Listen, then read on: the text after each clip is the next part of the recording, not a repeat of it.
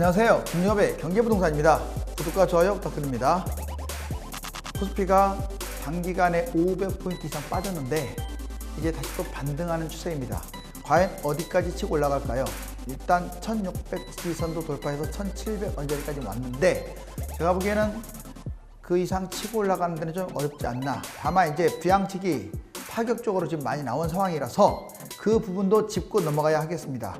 그렇지만 큰 틀에서는 지금 여러분들이 너무 일주만 보고 투자하시면 안 돼요. 이렇게 변동성이 큰 장에서는 쉬는 겁니다. 특히 인버스 같은 경우는 쉬는 게 맞아요. 레버리지라든가 코덱스 200도 역시 지금 장세에서 무리하게 투자하면 안 되고, 개별 주식도 변동성이 큰 장세에서 언제 꼬꾸라질지 모르니까 쉬는 게 좋겠습니다. 주식 반등 속지 마라. 때를 기다려. 재테크 집중 투자해라. 보시면 우리 지구가 얼어붙었습니다. 정말로 몸살을 앓고 있네요. 자, 지금 G20 국가들이 이렇게 모여가지고 회의를 하겠지만 글쎄 이게 얼마만큼 파괴를 할지는 좀 봐야겠죠? 자, 오늘 아주 중요한 내용들만 꼭 꼬집었어요. 제가 군더더기는 뺐습니다. 이건 무조건 이렇게 하라는 게 아니에요. 퍼센트, 그러니까 확률 게임에서 이렇게 주식 투자 또는 이제 이게 금융위기 때 주식시장이니까 금융위기 때 주식시장, 특히 인버스, 레버리지 이런 거 할 때 여러분들이 이거 신중하라는 거예요. 특히 오늘은 이제 인버스에 대해서 확률적으로 높은 팁을 드릴게요. 금융위기 주식시장 성공 확률을 높여라. 맞죠? 자, 물론 지금과 같은 이게 반등 장세 또는 폭등락 장세, 이런 박스권 장세에서는요 무리하게 투자하면 안 됩니다. 큰일 나요. 이때는 좀 쉬는 거예요. 그리고 손실을 안 본다 이런 생각은 버리세요. 자, 투자 수익을 거두면 손실도 따라가기 마련이에요. 이게 내 생각보다 클지라도 그건 인정을 해야 합니다. 그래서 애초에 무리한 투자를 하면 안 된다고 하잖아요. 자, 오전 9시 반에서 11시 이전에 매매하세요. 10시 이전에 해도 됩니다. 다만 이제 11시까지 하는 것은 니케이와 상해종합지수 이거를 볼 수 있다는 거죠. 그리고 외국인 기관의 포지션, 이거 아주 중요해요. 외국인과 기관이 오늘 같은 경우는 팔았거든요. 과연 이 사람들이 차익이 생겨서 팔았을까요? 이제 어느 고점에 다시 박스권 고점에 올라왔다 이렇게 판단을 하는 겁니다.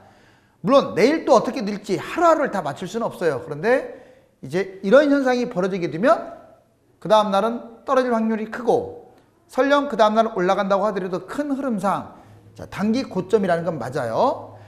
단기 코스피 등락폭이 크면 인버스 신중해야 돼요. 지금 등락이 막 이러잖아요. 하루에도. 이 하루에도 내가 1억을 투자하면 2 곱하기 잘못 들어가면요 2천만 원이 왔다 갔다 하는 거예요.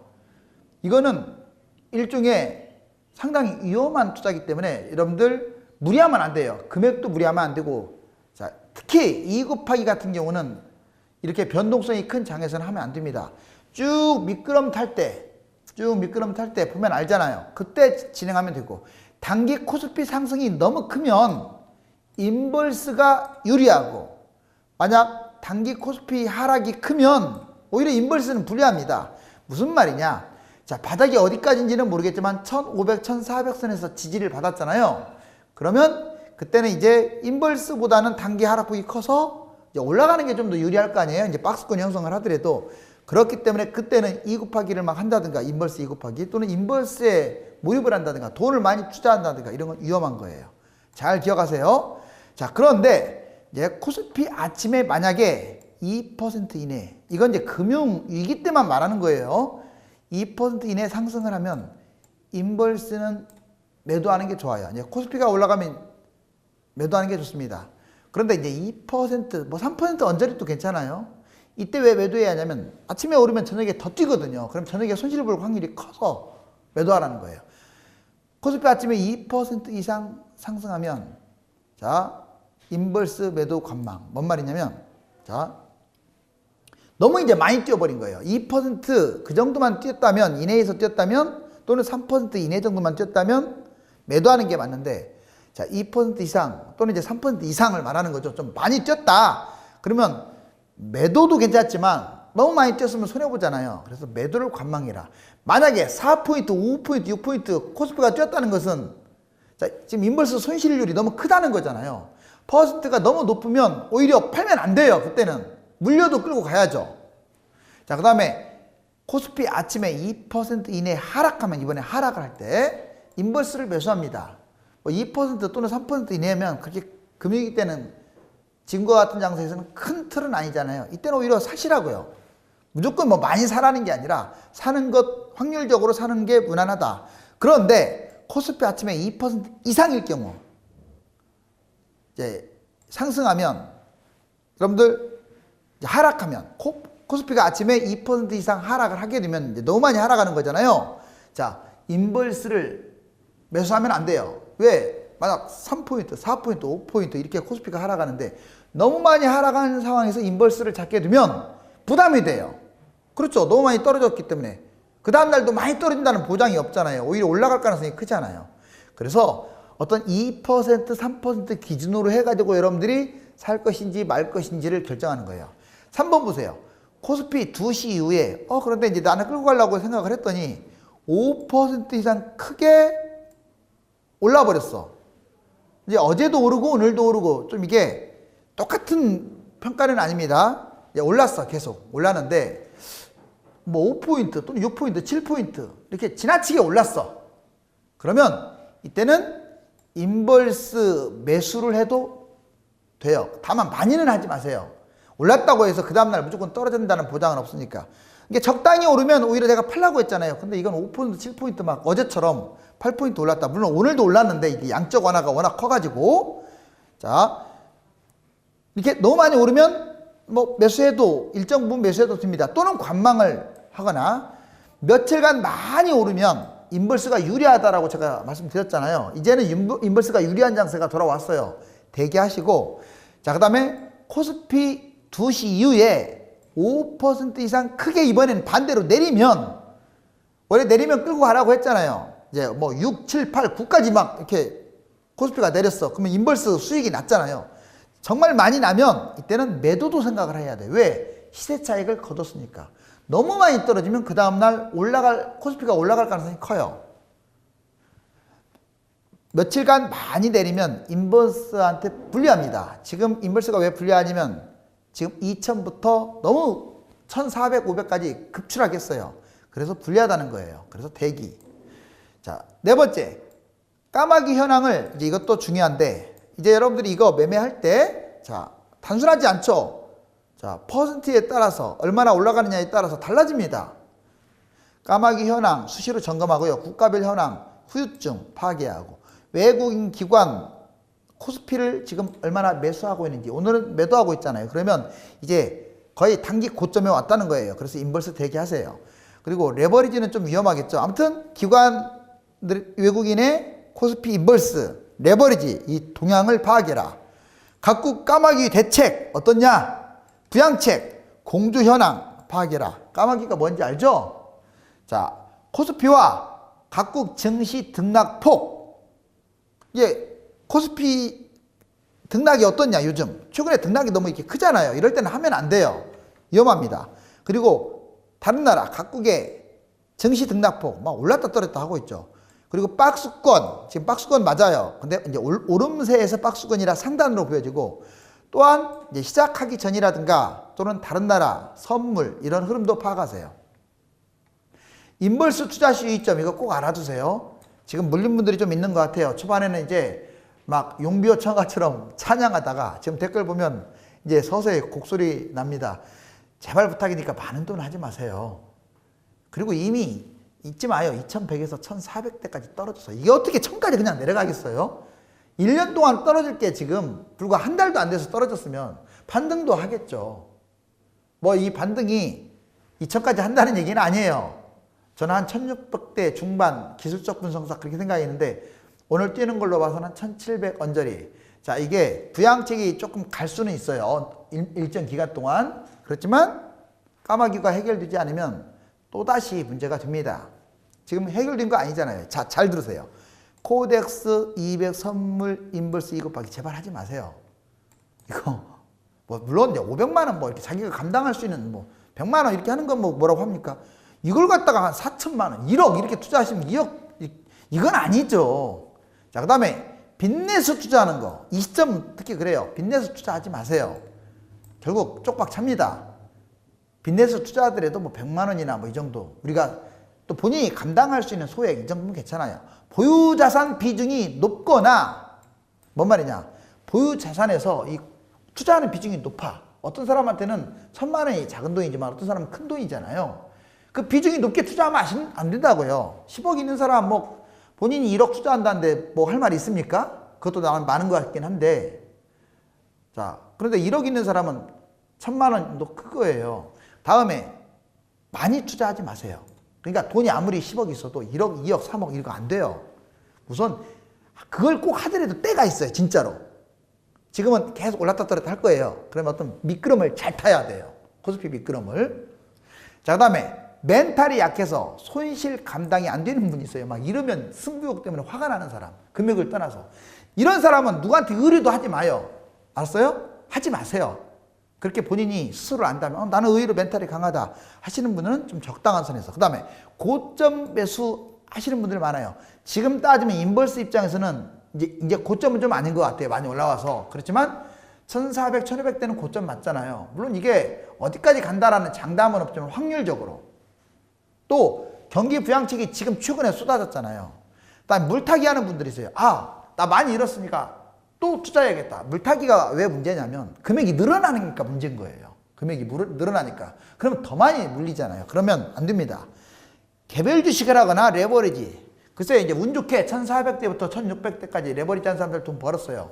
그런데 그렇게 벌게 되면 이제 큰 흐름상은 레버리지 흐름이 아니잖아요. 그렇게 번 사람은 결국은 다 잃게 돼요. 지금은 큰 틀에서 쉬었다 인버스 했다. 쉬었다 인버스 했다. 이게 맞아요. 답은. 이런 거 하지 마시라고요. 그 다음에 2주 이상 장기간 끌고 가는 것도 위험합니다. 특히 2 곱하기는 여러 가지 문제점이 있어요. 그래서 묻어놓더라도 한 1주, 열흘 이 정도 판단하는 거예요. 이해가셨죠? 주요 국가 부양책을 봤더니 정말 엄청납니다. 자, 우리나라의 경우 무려 100조 플러스 알파예요. 자, 이런 돈이 단기간에 쏟아 부어졌으니까 당연히 며칠은 이렇게 위로 올라갈 가능성이 크죠. 그런데 오늘 보면 그 와중에서도 기관과 외국인은 팔고 있잖아요. 기업 자금 지원 58조, 금융시장 안정지원 42조예요. 자, 우리나라 이걸로 인해서 지금 올라가고 있는 중입니다. 자, 미 볼까요? 무제한 양적 완화, 말이 무제한 양적 완화지. 또 이게 민주공화가 사실상 합의를 이룬 상황이에요. 그렇기 때문에 이 부분에 대해서도 여러분들 신경을 써야 합니다. 그렇다고 해서 이렇게 됐으니까 이제 레버리지 들어가야겠다. 자, 단세포입니다. 그러면 지금은 많이 올라온 상황이에요. 자, 그 다음에 중 50조 위안 약 8,800조 경기 부양책을 진행합니다. 자, 사실 중은 지금 위험합니다. 그런 돈이 있는지 모르겠어요. 아주 심각할 텐데 어쨌거나 까마귀 사태를 가장 먼저 헤쳐나간 국가죠. 그래서 그래도 아직까지도 지금 제일 금융위기 노출이 큰 나라가 중입니다. 그 다음에 이 국가는 이제 유럽연합은 대규모 양적 완화, 그리고 영국 같은 경우는 이제 해고, 휴직 휴가, 임금의 80% 준답니다. 약 370만 원. 상당히 좋겠죠. 자, 이제 이런 어떤 해고가 되거나 또는 이제 직장을 못 나가니까 이런 부양책을 막 쓰는 거예요. 뭐 네덜란드는 까마귀 실직자 90%까지도 최대 지원하고, 덴마크는 임금의 90%까지 보존하고, 이처럼 각 나라별로 특히 G7 정부, 중앙은행 경제성장 심리회복, 즉 경제성장과 이 불안한 심리를 회복시키는데 모든 조처를 강구하겠다라고 좀 선언한 거예요.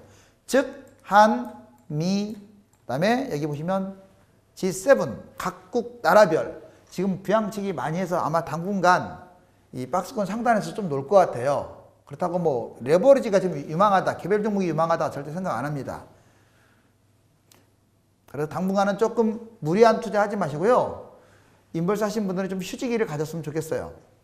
자, 까마귀 심각성. 까마귀는 왜 위험하냐? 중국 제조업 지금 급감하고, 여러분 내가 도표 보여드렸죠. 기업 회사 부도 지금 말도 못하게 확산되고 있어요. 달러 가뭄입니다. 위기 급등하고 있고, 정말 금융위기 지수는 최고로 좀 높아가고 있어요. 1. 도요타 자동차 5개 공장이 가동 중단됐고 피해가 지금 천문학적이고, 또 지금 내년으로 뭐가 연기되는지 아시죠? 자, 그렇기 때문에 사면 초과에 지금 일본도 놓여 있는 상황이에요. 그것뿐만입니까? 뭐 러시아라든가 원유, 그리고 유럽의 각국 나라들. 각국 국내와 국외 까마귀로 인한 교류 차단, 제한. 이게 치명적인 거예요. 이것 때문에 제조업에 문제가 생기고 관광에 문제가 생기고. 유, 그 다음에 미, 확산 지속. 앞으로 계속 지속될 것 같아요. 모든 산업이 불안전하고 설령 회복이 된다고 해도 이전의 주가를 회복하기는 좀 어려워요. 그럼 명심하세요. 이전 주가 회복하려면 까마귀가 안 터졌어야죠. 이해가셨죠? 자, 제 생각엔 바닥과 얼마 전에 떨어진 고점이 한 중간선, 지금 한 1700선 이 정도 되는 것 같아요. 우리나라로 따지면. 그리고 W 딥 또는 L도 위험해요. 이래서 조심해야 한다는 거예요. 이게 나 떨어진다, 나 올라간다 하고 그러는 게 아니에요. 지금 속도가 빠르잖아, 이게. 각국 경제 마이너스, 금융 불안이 가속되고요. 회복이 돼도 금융위기가 터질 나라가 있다. 중동, 중앙아시아, 10여 개 국가 IMF, 이거 보세요. 지금 뉴스도 안 나오는데 10여 개 국가가 IMF 구제금융을 지금 지원 요청하고 있는 거예요. 그러면 뭐 강대국은 다릅니까? 똑같은 이런 상황이 머지않아 벌어질 거예요. 이게 지금 그거의 압축판이라고 보면 돼요.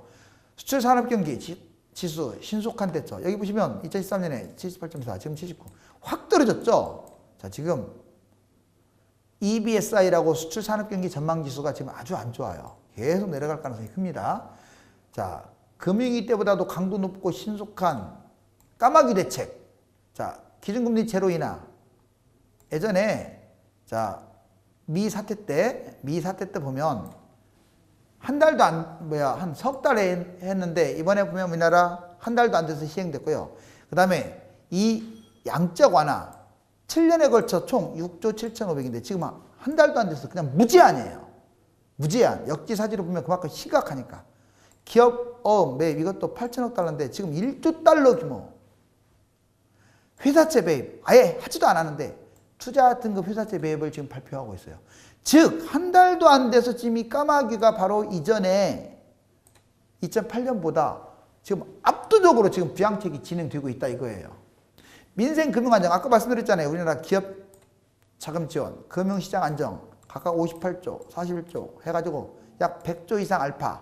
그리고 금융시장이 지금 불안합니다. 지금 상당히 불안하죠. 주식시장 불안하고 회사채 시장도 위축됐는데 소비, 투자, 교육, 국제 교역이 떨어지고 있고 실물 경제 불확실성은 까마귀 때문에 점점 커지고 있고 기업 실적은 악화되고 부채는 손실은 엄청나게 늘어나고 있고 부실 역시 커지고 있고 금융회사 부실 채권 높아지고 있고 건전성은 내려가고 있고 자금 공급은 추락하고 있고 지금 이렇게 이 삼각형 기업, 금융회사, 실물경제가 최악이에요. 즉 금융시장이 불안한데 자 이거에 맞춰서 바로 이렇게 지원이 들어간 거예요. 정부의 지원이 2008년과 2020년 금융위기 비교하면 이때 보세요. 이거 지금 2000에서 떨어져가지고 계속 이렇게 올랐다 떨어졌다 이렇게 몇 번 보이죠 이거.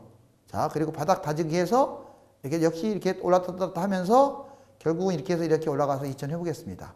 그런데 지금 보세요. 자, 1681이에요. 지금 오늘 많이 올랐죠. 현재까지. 자, 12시 11분 현재 73.54입니다.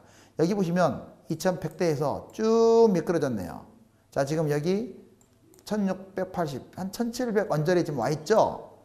그러면 얘가 보자고요. 대략 한 2100 여기. 그럼 이 바닥, 중간선이 한 1700대가 돼요. 회복을 하면 이 정도까지 갈 수도 있는데 중간 회복 못할 것 같아요. 생각은. 뭐 가봐야 알겠지만. 그러면 이 모양새는 큰 모양에서 바로 이런 부분 있지. 여기 이게 바닥이니까. 이거나 이거 정도 될 것 같아요. 이거나 이거. 자, 그러면 결국은 지금 반등하는 모습이잖아. 이렇게 또 떨어질 가능성이 높다 이거예요.